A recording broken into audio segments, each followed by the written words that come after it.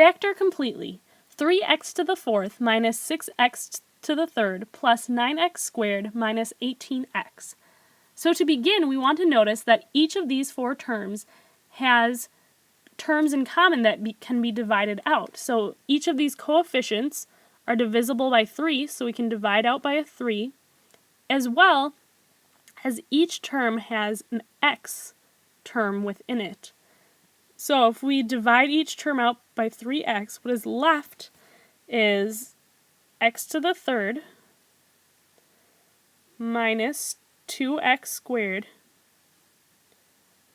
plus 3x minus 6.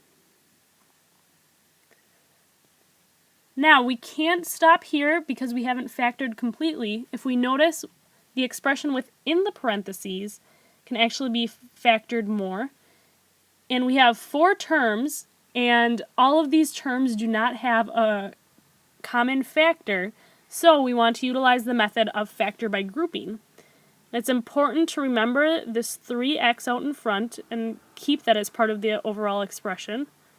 And then within the parentheses now, we want to group it into 2. So x to the third minus 2x squared plus our second grouping of 3x minus 6. Now continuing with our factoring by grouping, again keep our 3x out in front.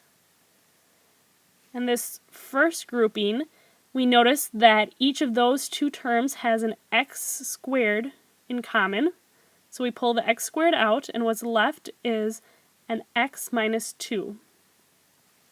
Now moving on to the second grouping, notice that we have a 3x minus 6, so each of those terms can be divisible by 3.